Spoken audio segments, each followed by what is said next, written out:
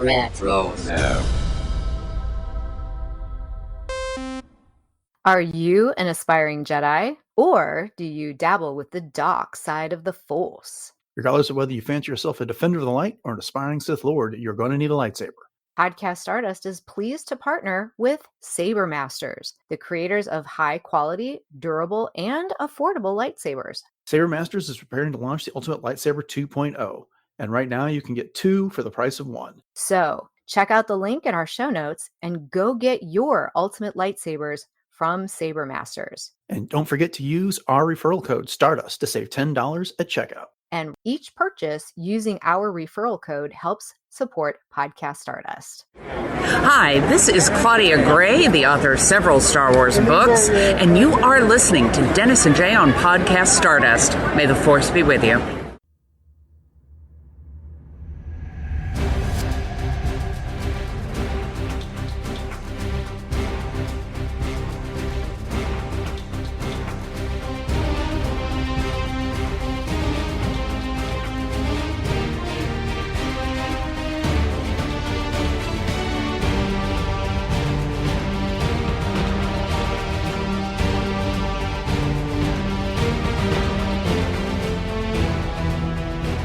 For Light and Life, welcome to Podcast Stardust. This is the fully armed and operational podcast dedicated to Star Wars news, reviews, and discussion. I'm Dennis Keithley. And I'm Jay Krebs. And we're going to be diving into the latest adult novel from the High Republic in this episode. But before we start discussing that, Jay, where can we be found around the internet? We can be very easily found on Facebook, Instagram, and X at Podcast Stardust. All right. The dish is aligned. The signal's boosted to maximum output. The shield is down. We are now broadcasting to the galaxy. So we're going to be talking about The High Republic Temptation of the Force by Tessa Gratton, which is the second adult novel of Phase 3 of the High Republic. So you could also call it the penultimate novel, adult novel of Phase 3 of the High Republic. Yeah, this is quite a book. And before we get into the details, Jay, why don't we kind of share some of our non-spoiler reactions to this one? What did you think about it overall? Oh, I loved this book. And I'll tell you, Tessa Gratton has definitely catapulted herself up my list of favorite Star Wars authors. And she's just really been knocking it out of the park with the storytelling, the relationship building between different characters. And she does it in such a way that it's never cheesy when it could be. And it's never like so over the top that you're just rolling your eyes over it. I mean, there's some things, that you could be like, oh, did they really need to do that kind of thing? But I mean, overall, I just thought it was so well written. So she's done, Path of Deceit, Defy the Storm. I've loved them all. And I noticed in your notes here that you actually have it for us kind of portioned out by the types of relationships that were going on in this novel. So that's kind of akin to where my mind was for this. But when it ended, I was like, wait, what? Because I listened to it on audiobook and it just ended and I thought, oh, wait, that was it. Yeah. So It's definitely leaving me wanting more for sure. So I really enjoyed this book, but what were your overall thoughts? So with a title like Temptation of the Force, you might expect that it would have a lot of relationship stuff in it. And it does, especially when you put Avar and Elzar on the cover of it. So don't know that's so far too much to say that, that'd be a spoiler or anything like that. But despite that, it kind of reminded me of Attack of the Clones, that all that stuff was pretty well balanced with action and other stuff that's going on here. There's some really great action scenes in this. There's some great discussions of the Force, which I admit I didn't quite get all of them, but we'll talk about that as we get through this. And she handles a lot of characters in this. Yes. And also she kind of promotes Vernestra out of the middle grade and young adult books into this book as well. Vernestra has largely been relegated to those other stories, but even though she wasn't the biggest character in this, I would definitely say Avar, Elzar, Bell, Zettifar, and Burryaga, poor Engle, and some other characters had a much bigger presence. She had more exposure in this adult book than she's had previously in the adult novels in the series. So I was happy to see that. I thought that was pretty cool. But this story brought a lot of characters together that don't really get a chance to interact on a regular basis. So that was cool to see. Yeah. But I really enjoyed it. It was something that, when did this come out? Like beginning of June, mid-June or so.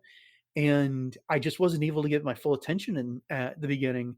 But then in the past week, I had several lengthy reading sessions to knock this out, and I kept trying to find more time to finish it off because I read this one exclusively on Kindle. I didn't do any of the audiobook for it, Okay. and it's a page turner. It kept me engaged, and partly because I was engaged with it, and I felt like if I took this out on a walk, I'd get distracted from the story. There was Ah. that Mhm. potential, and I just didn't want to because I was enjoying it so much. So, Mhm. Yeah, I'll admit, I mean, listening to it on audiobook, there were several times that I had to hit the, like, back 30 seconds button a few times hmm because you're right, it's very dense in what's going on, and I think a lot of that too has to do with how descriptive, Tessa Gratton is with her dialogue and, even the settings, which is hmm great because I've always said that I can definitely picture just perfectly what she's setting up visually in a lot of right. these different types of scenes, which I think is great. And I'll say too, I like how you put that with promoting Vernestra in hmm this because I felt that way too. She was a very good supporting character. If she was getting the Oscar, it would be for best supporting actress kind of thing. So I liked that analogy. And I will say that a lot of especially the vector fights, really felt like legends to me.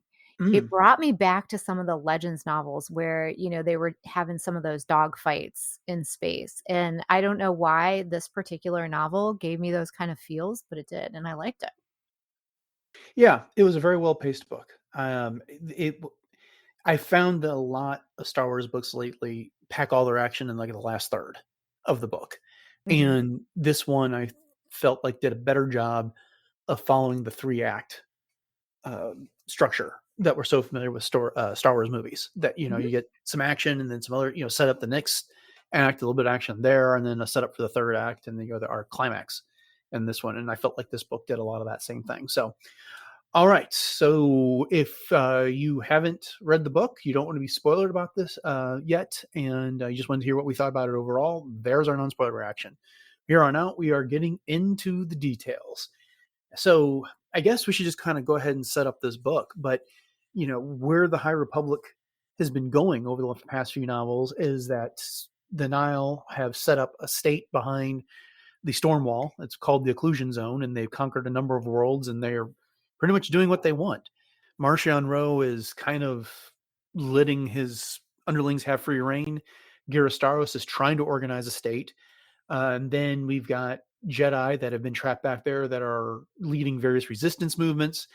And then in the last book, uh, Avon Starros, daughter of Cair Starros, is figured out a way to get back and forth across the storm wall, which they do a number of times here before they come up with a way to get across at will much easier and then bring down the storm wall. Things don't necessarily go according to plan.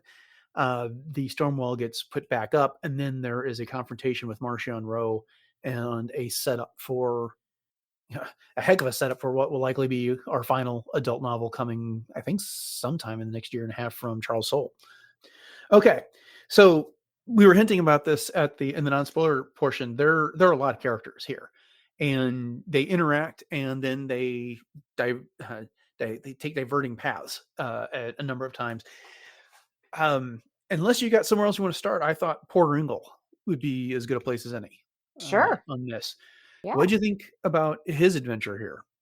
Well, for Porter, he's always wanted to know where Barash is. And hmm it's even though he's let her go in a lot of ways and has accepted her decision to leave and to do what she's done by basically establishing the Barash vow, he's still always had that in the back of his mind. And, he comes into this with pretty much everybody thinking he's dead. So he kind of gets to rise from the ashes, and he's all about just finding General Veiss and not really revenge because that's not the Jedi way, but bringing her to hmm justice and essentially for everything. And they have such a long standing relationship. I do, quick aside, really appreciate how they brought into play the comic book where they first met. Mhm. Yeah. And that whole, situation on that world that I can't remember right this second. But yeah, I mean, it was pretty intense. And there was a few times where I thought, oh, Porter's not going to make it out of this. Like he's really going to die this time. But Yeah. he does. He does.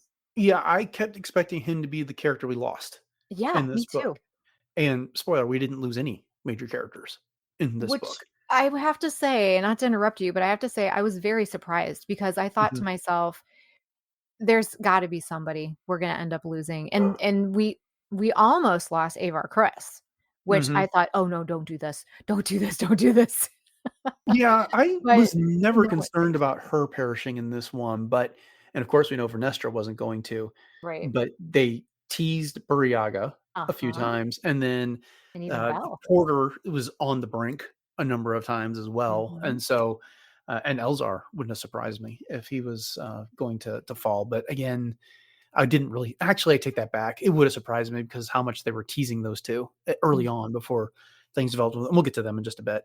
Yeah, but as far as Porter goes, I too really enjoyed this um, culmination of this century-long feud these characters have had because it's been over 100 years since they ran into each other the first time, and Porter's like, I got to put an end to this, and it's not so much about revenge; it's about doing something that's best for the galaxy. Now he knows he's treading a fine line, with crossing to the dark side, but he's such an experienced, venerable Jedi Master.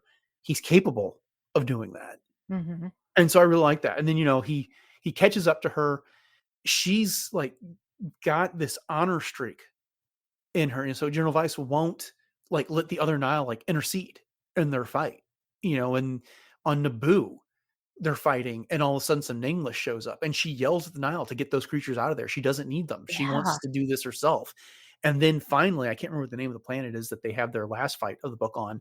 And she had set a trap for him. He shows up. They're having a duel, and she gets to a ship, and he's starting to tear it apart with his lightsaber and the Force. And she distracts him by saying, "Wait, I know where your sister is." And Yeah. yeah, as you were talking about just a second ago, and that's just enough to distract him for her to get away on that. So I was a little surprised Barash was even still alive, to I be know. Yeah. honest with you. Me too. But I mean, I'm wondering and I'm hoping that General Veiss is being honest when she's Mhm. saying this. And I really do hope that they explore that in the next book, and quick aside, I also appreciate with Porter how they got back to his roots, so to speak, and he was cooking some sort of Oh, stew yeah. with eggs and vegetables at one point. So that was a nice touch too. All right. Well, where should we move to next? Well, we should probably save Avar and Elzar for last. We'll make them our finale. How's that? But let's talk about Xylan Graf and Cair San Tekka. Okay. I love those two. Can I just say? Yeah. Yeah, before you dive into them, I'm gonna say this. I didn't care for Xylan too much prior to the last, young adult novel. Mhm. The one that he showed up before then, he just did not interest me at all. He kinda came off as, is he a villain or is he not? I couldn't decide. Right. Yeah. And, well, he's definitely got his own self-interest is first and foremost in his mind. He became much more complex and layered in this Mhm. book, and so, anyways, I appreciated that, but now that I hijacked it from you, go on. No, you did not hijack it one bit. No, I definitely share those sentiments, and I agree with you. At first, he was kind of a forgettable character Mhm. until the relationship building really started in the last book, and then they were separated, and their whole Genesis story is just hilarious too. That Cair was basically blackmailed into marrying him. Mhm. But then they've got this lovely dog that they share, Tika, and I Blinka. Plinka, Tika. Yeah. Oh my gosh, Tika's my sister's dog. Plinka, and poor Plinka just definitely gets through the ringer in this one too. But it's such a tender story and relationship, and even though they're at each other's throats all the time, there's just kind of like almost a Han Solo and Leia vibe between the two of them. Mhm. that they're constantly at each other's throats, but when it comes right down to it, they would do anything for the other one. And, sometimes that does involve maybe going their separate ways in terms of their value systems and the way that they feel like things need to be done. Mhm. But, and both of them ended up being a huge asset to the Jedi and the New Republic and the Republic. So that was amazing. What did you think about Xylan essentially kidnapping Sarah? Because when they were in the occlusion zone and they were getting ready to head back to Republic space before the Nihil reconverged on where they were, Sarah wanted to stay behind and run his resistance that he had going on in the occlusion zone. But Xylan's like, hey, I need you to take a look at something, and then locked him in a room Mhm. and then forced him to go back to the Republic. And he's not going to have an opportunity to really go back to the occlusion zone there. But, so it was kind of Xylan did it out of his own jealous self-interest when it came down to it, because he couldn't bear to be parted from Sarah. So he completely put his own wants, desires, and needs ahead of Sarah's. It's true. And again, I mean, does this not resonate with what Han did to Leia in the Mm-hmm. courtship of Princess Leia? Kind of thing. And it was more, it's obviously not for the same reasons, but it was kind of the same sort of vibe, the same sort of feel that he was desperate and he felt like this is what needed to happen in irregardless of the way that Care felt about what he needed to go do. Mm-hmm. Mm-hmm. Okay, well, let's move on. I want to make sure we touch on as many aspects of this book as we can in the time So we've you got. go next. So let's talk about Bell and Burryaga in Great. this. Hmm. And they've developed quite a friendship. They're fellow Jedi Knights at this point, and there's been reports of the return of the Drengir in all of this. Now, there's a lot to be covered here with these two, the Drengir and everything. But at first it's like, how is that possible? Because the Drengir were defeated, the progenitor was put in stasis. But then Right. Avar reminds us at one point, yeah, but that was on Starlight Beacon Hmm. and that crashed. So what happened? But every time we find Drengir, well, not every time, most of the times they're either dead or dying. And it's on these worlds that have been infected with the blight on all of Hmm. this. So, basically, I mean, started off by saying I was going to talk about Bell and Burryaga, and I've mainly been talking about the blight and Drengir, but their stories are so intertwined on They this. are. And then the Nameless come into it, and it's Burryaga that develops like the first seeds on how the Jedi can actually stand up to the Nameless and Yeah. all this. And so, anyways, that's kind of an outline of everything that those two are involved in. What'd you think? Well, I liked your little intertwined or entwined together. I think that was probably a subconscious thing there. But no, as far as Burry goes, it was really cool to see how he was explored as this empath.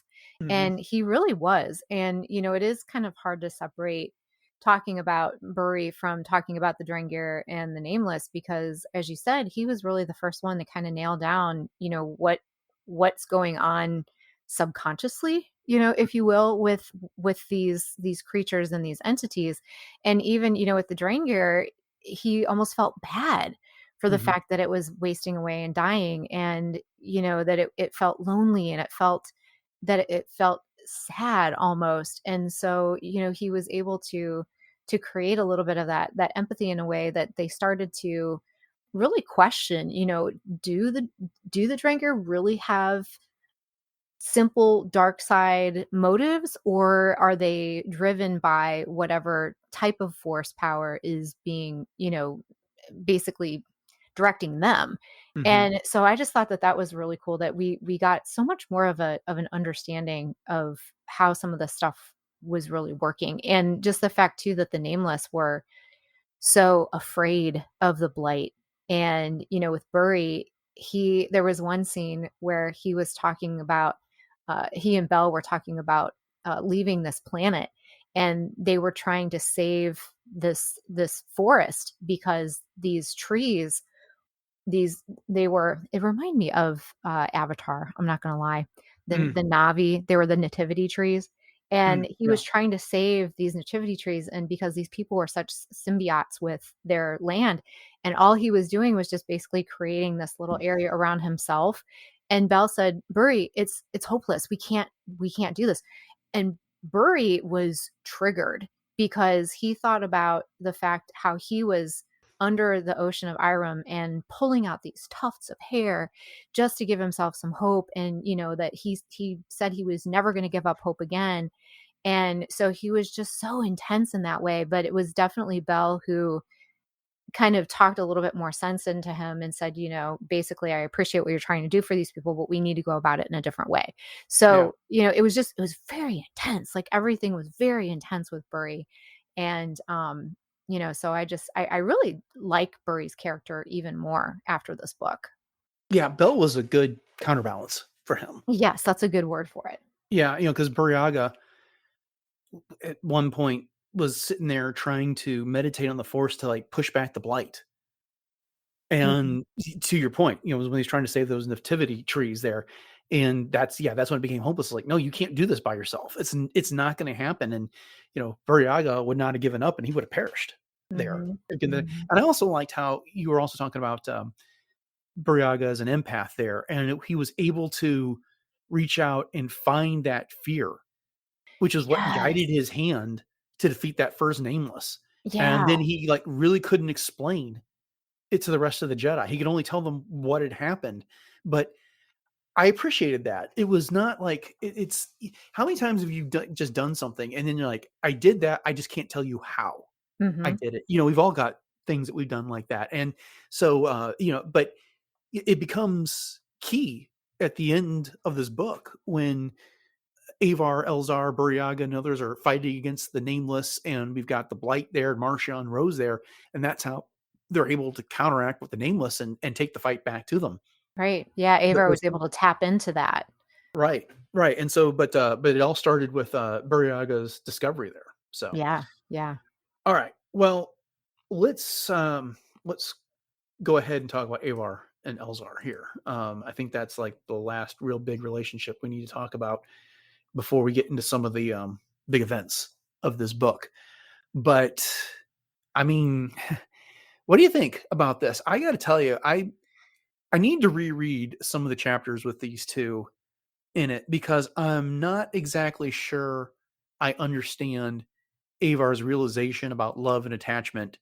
And then she says an awful lot of stuff about the Force. I did like when she was teasing Elzar about her way of viewing the Force as the best because it's music and it's got a rhythm, and his way of using the Force is an ocean and the waves are what a rhythm and stuff like Mhm. that. So I kind of like that and stuff like that. But she had kind of pushed Elzar away several novels ago, not letting him develop a relationship or attachment, and then he resisted it because it was his fear of losing Avar that kind of drove him to do some of the dark side stuff that he'd done. But Right.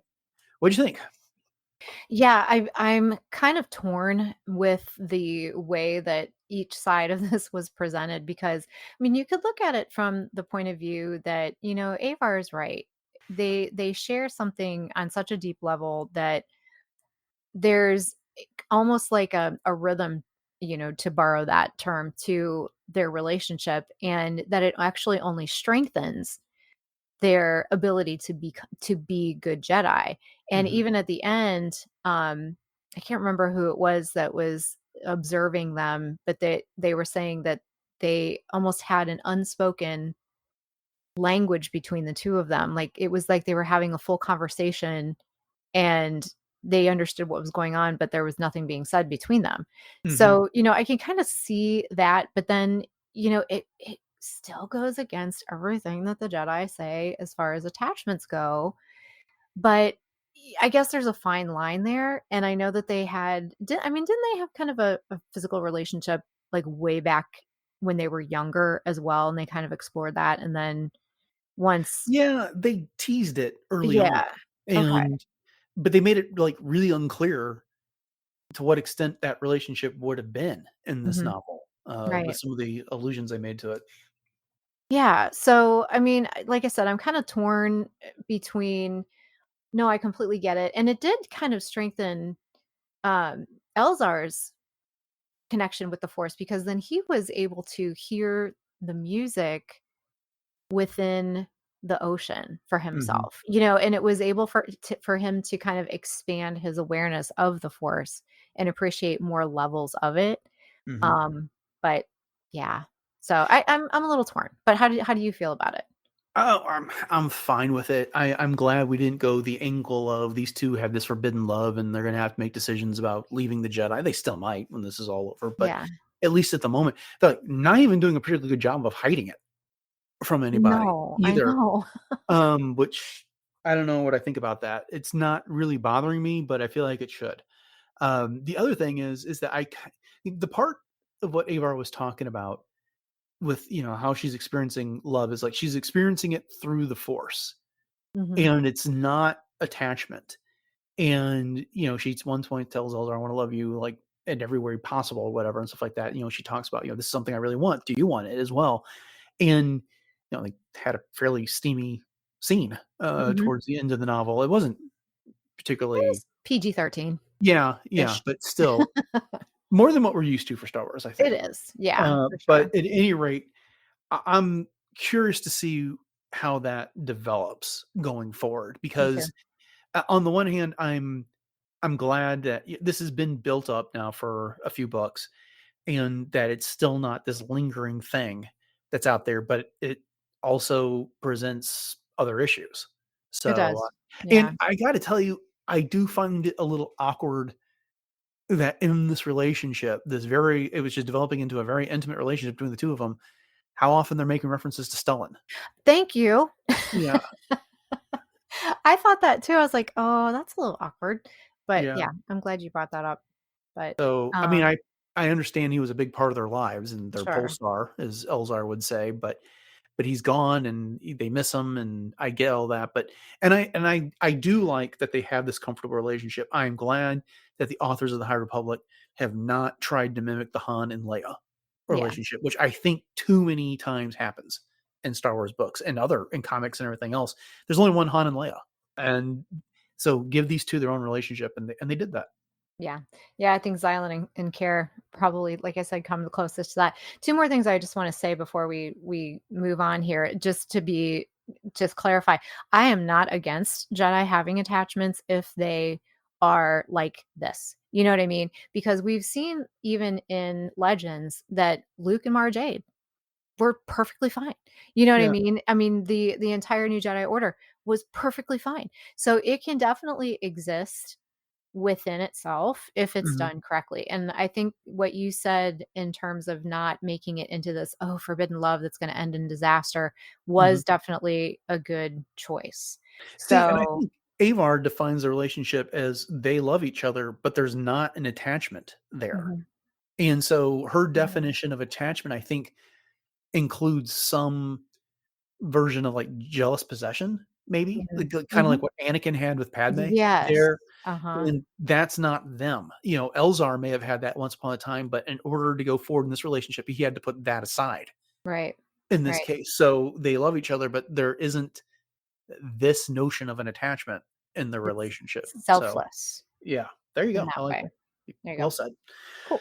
Okay, so we've covered most of the different relationships here. Let's get into some of the big events. And again, we had a number of instances where they were testing their ability to get in and out of the inclusion zone, and then Xylan gets brought back to the Republic, and I loved this scene. He's talking to Avon Starros, Elzar Mann, and some others, and he is, how does he put it, like a hyperspace theoretician or something like that, is his title. And he's talking to them about how Miri San Tekka, what they call it, a heart key or some sort of a key that she would Mhm, have had would have been the basis for the entire path system that she developed. And if you knew that key, then you could go back and forth across the storm wall at will. And mhm. so, where is Miri San Tekka from? It's Naboo.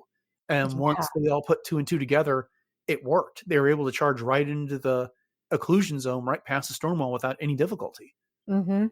Yeah, I thought this was brilliant, and there were so many technical kinds of things with the whole keys and the paths and the occlusion zone and the storm wall and all of the ways that this was set up and explained that it was hard to follow at times, Mhm. but if you were able to once I was able to kind of nail it down, it's like, oh my gosh, this is brilliant. This is so technical, but it all makes sense when you look at it as a whole, which I think is just phenomenal storytelling. I have to admit, I don't completely understand how it works, but I got the gist of Yeah.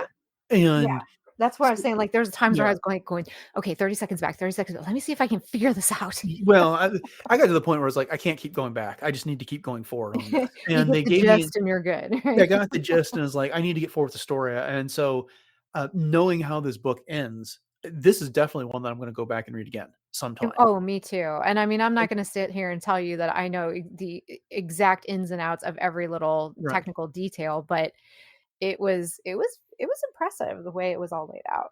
Right. But between this, Avar's discussion of the Force, this whole notion of this other love and stuff that was going on, I was like, there's a lot of things. There's a lot of things that this book is saying. I need to go back Yeah. and take a second view and to really understand it. But I want to get through the story and understand where this is all going. Mhm. But this allows them to make their assault on the occlusion zone. And so Elzar and Avar lead two different task forces. Elzar is going after Lightning Crash Station, which powers the storm wall, and Avar was going to go liberate Naboo, which was one of the conditions Xylan set before he would give him that information.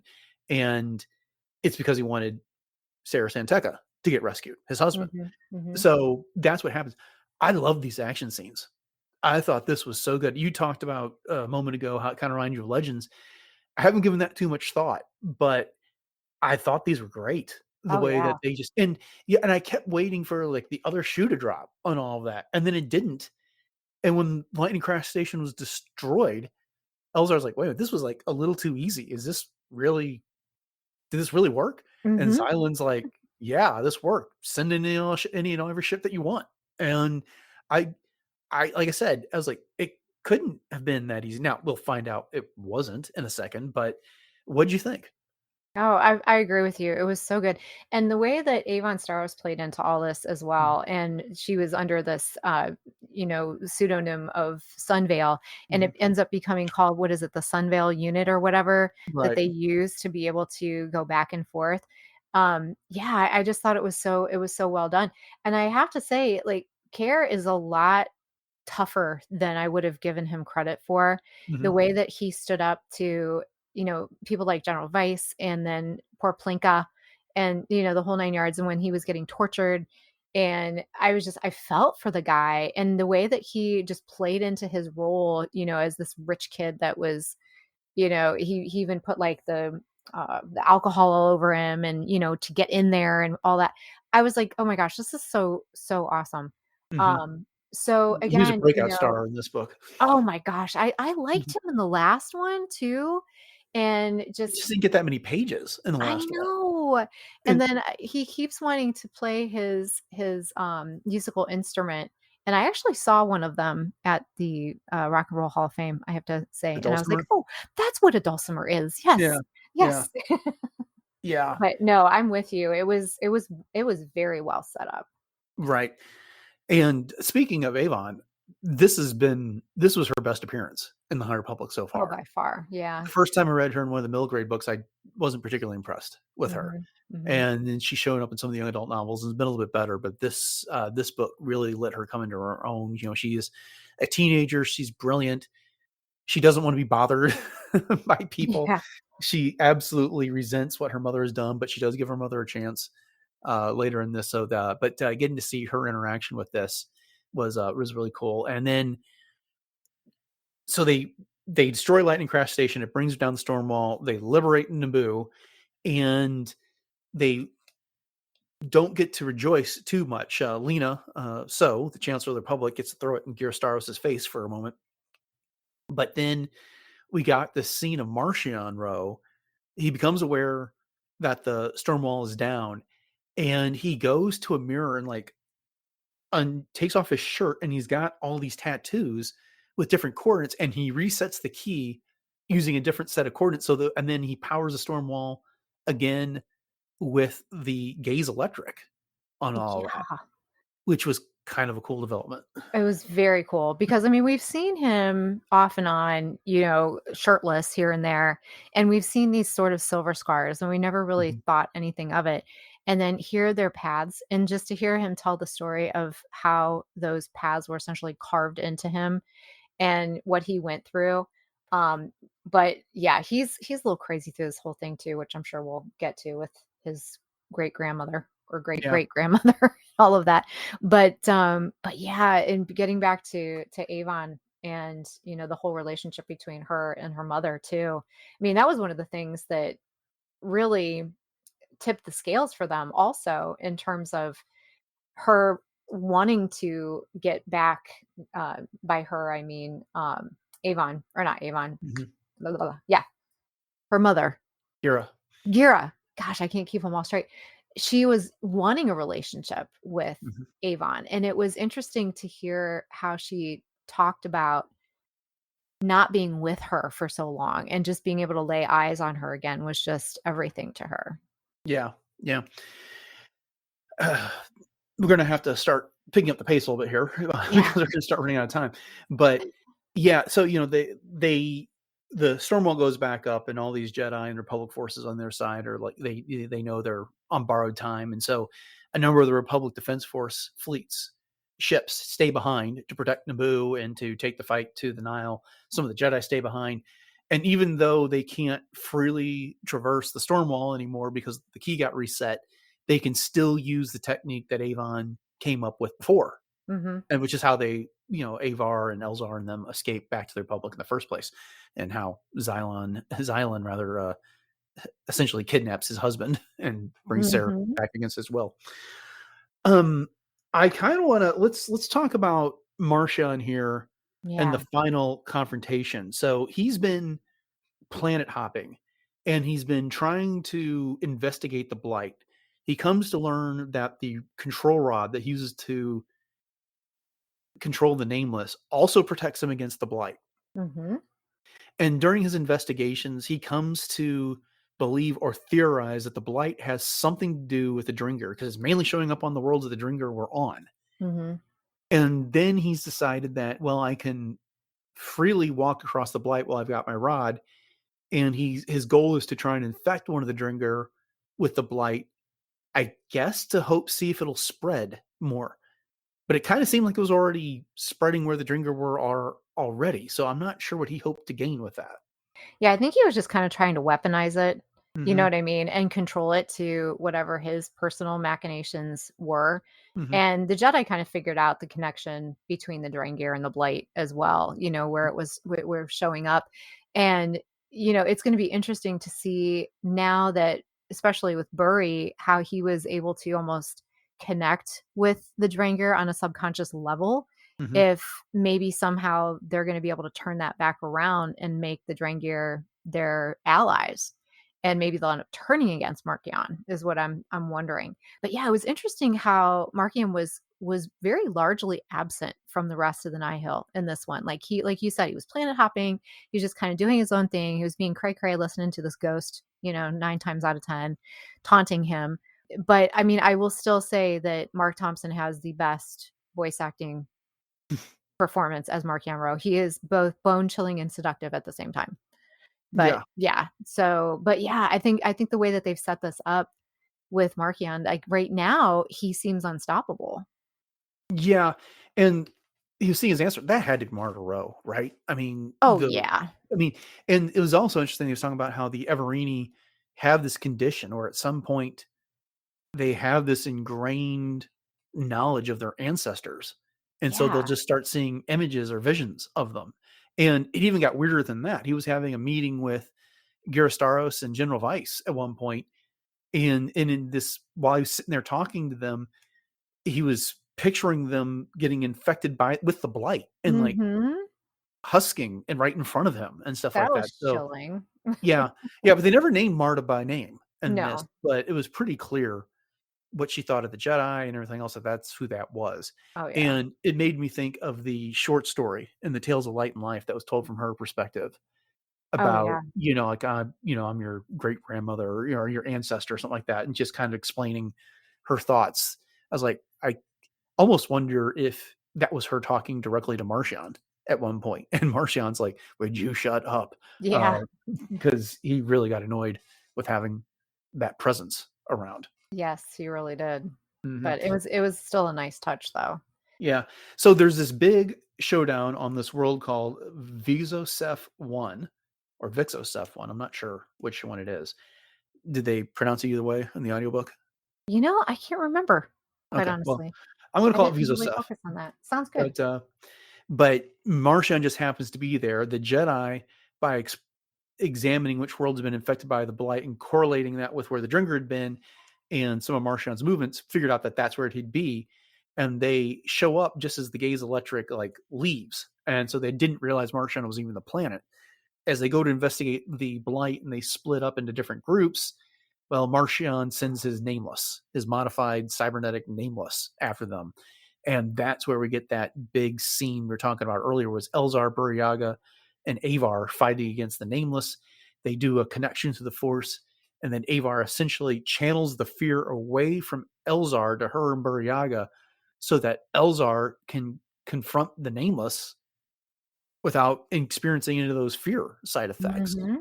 I've been wondering for the longest time how they were going to fight the Nameless, and I guess we finally got our answer. Yeah, yeah. And this is one way. Mm-hmm. Who knows if there will be another established way, but this one worked. So yeah. Mm-hmm. And then Marchion kind of interferes. Vernestra was trying to take down some Drengir, and no, Marchion wanted to try and infect them with the blight to see if that would help the spread. Again, I'm not sure I understand that, because if the blight is already following where the Drengir is, what difference does it make if you infect the Drengir? Because you're really sending the blight to the places it's already going to be. Yeah, I don't know if all Drengir necessarily carry the blight, and this is maybe his way of ensuring that. But Burryaga also, I think, seems to sense that there's more to the blight than just the Drengir. And I can't help but wonder if it has something to do with the Nameless having been taken away from that homeworld that we've seen in the comics and that was referenced in some of the books, where it's you have to send in a diversionary crew. Back in phase 2 of the High Republic, Marta was on that mission to that world to explore it, and was that Planet X or whatever? Yeah, I don't know if it actually had an official name other than X, and they barely got off alive. And so I wonder if taking the Nameless has caused some sort of repercussion in the Force that's causing all of this. Oh yeah, that's a good thought. Mm-hmm. I thought it was a nice touch that Marchion releases the blight with infected flowers, because it was you're getting to the very end. Yeah. So, let's just go there now. Right, because Cair Starros tells Lena So that Marchion is going to show up and make some sort of a presentation, and I think even alludes to some sort of a gift. And then he shows up. Given. Yeah, and says that that's a good point. It's flowers too. That's what I'm saying. Wow, that's a really good point, Jay. I hadn't even thought about that. But he shows up and he says, this blight threatens not only the Republic, but the Nihil state as well. But never fear, he's going to save everyone. And then he lets go these blight infected flowers. Mm-hmm. Of course. And all I could think of was nice touch, Marta, because that's probably where he got the idea, is from her, the gift freely given. But the only thing I could think of is maybe he's releasing these, but yet he's going to show them how he can control them. That's going to be the first thing that's going to happen in the last book by Charles Soule, is that, yes, I released these, but look what I can do to control them. So you can't live without me. So, all right. Yeah. Yep. I'm really curious. Okay. So we kind of got through the book. It's fantastic. A couple things I'm wondering about. We've got that character Xylan Rwoh, who showed up at the end of the last young adult novel, and the Cair San Tekka's blight-infected, huskified hand was brought to him to study, and he showed up in the comics, and Yoda was working with him, and again, this was an avenue of investigation as to how they might be able to defeat Marchion Ro, the Nihil, the Nameless, and all this stuff, and he doesn't get any reference at all in this book, which I was a little surprised by. That's a good point. Yeah, and I had to think for a second. He was the one that was he didn't have any eyes, right? Yeah, he And gouged we him had out, and he fell to the yeah. dark side. Yes, yes, yes, yes. Okay, okay, Mhm. so that's the one. Yes. Yeah, you're right. Mhm. So, yeah, there's that card to Interesting. play as well. I wonder if Right. that's they don't end up being Marchion to, the punch on being able to control the blight because of his efforts as well, Mhm. but, Now, is the rod that Markion has, is that the rod of seasons, or is that which rod is that? I thought it was both put Okay, so together, it's both put together. Okay. but there's been so many books, and it's been over when did this start? Oh my gosh, 2021 at this point? So it's we've been had a hot 3 years second, of content with this. It's hard to keep track of all of it, yeah. It is. but, yeah, so, yeah, and in summary for me, this is a great book. I mean, I give it an A. I really, really enjoyed it. It was a page turner. It gave me lots of things to think about. The action was fantastic. Um, Jedi got to be heroes throughout this, and it's really set us up for a heck of a conclusion with the last wave of Phase 3. No, I completely agree with you. I also give it an A in my book as well. Very Mm. much looking forward to seeing Charles Soule close this out. And it's so fitting. He wrote Light of the Jedi to start us off, and he'll be writing the very last adult novel as well. Yeah, yeah. So I can't wait for that. Hmm. All right, then. Well, then, just want to say thank you all to our listeners for listening to this episode of Podcast Stardust and our discussion of the High Republic, Temptation of the Force. We hope you've enjoyed it. And if you did, and you haven't done so already, make sure you hit the subscribe button for Podcast Stardust on your podcatcher of choice. And then as we continue to cover the High Republic, whether it's the comics, the young adult books, the mangas, the adult novels, we cover most of it. We kind of still stay away from the middle grade, but we're talking a lot about the High Republic these days. You'll get those episodes downloaded for you automatically. And if you want to find some of our past content on the High Republic, well, you can go to your podcatcher of choice. But most of those only carry about 1 or 200 episodes. So the best place to get everything is to go to retrozap.com, which is home of the Retrozap Podcast Network and other great shows like the Animaniacast, Brews and Blasters, Dork Lair, and Enjoy Stuff. As always, we appreciate your ratings and reviews on whatever podcatcher that you use that supports such things, especially if that's Apple Podcasts. And we love it when you share the show on social media with your friends. It's a great way of helping spread the word about what's going on here at Podcast Stardust. Jay, can you remind everybody what those social media contacts are one more time? Sure. We can be found very easily on Facebook, Instagram, and X at Podcast Stardust. And we do have tons of Pinterest boards that you can go check out, as well as our two YouTube outlets. So we're on the usual YouTube and YouTube Music, both of which do support reviews and some interactions. So head over to both of those, like and subscribe. And if you're up for some real time talk, we do have a Discord room on the RetroZap Discord server. We haven't been over there very often lately, but we're always up for something. So if you want to do that, the link for that is in our show notes. And while you're there, you can also check out all of the other RetroZap shows with their Discord rooms as well. And if you are in need of some new home goods or t-shirt with some Podcast Stardust logos on them, we have 7 different logos available over on TeePublic. So you can peruse the lots and lots of different types of products that they have over there. And if you do happen to get something, make sure you snap a picture of that and give us a tag. And we'd love to see that out in the wild. So the link to that is also in our show notes. And one more thing in our show notes is the link to our Saber Masters referral. So you can head over to sabermasters.com or hit up that link in the show notes, and that'll take you over to a website that will allow you to pick from one of lots of different types of lightsabers, battle ready and very durable. And again, that is sabermasters.com. And if you do happen to get anything before you check out, make sure you put the code Stardust in your checkout. And you can also get $10 off of your total purchase. And that also helps to support the show. So, with that, Dennis, why don't you fill everybody in on any current or upcoming things that you have going on in other podcasting adventures? Yeah, not a whole lot going on right now with other podcasting. My wife and I are waiting for the next season of Star Trek Lower Decks, which we'll be covering on Warp Trails, which is, of course, a Star Trek podcast that we host, and it's exclusive to the RetroZap podcast feed. If you want to find out our thoughts on Picard, Lower Decks, Strange New Worlds, and Discovery, then head over to retrozap.com and you can find all of our past episodes. But yeah, eagerly waiting season 5, Lower Decks. So be on the lookout for that. Jay, got anything going on in cosplay? Well, right now you can always catch me on my Instagram, which is at j.snipscosplay.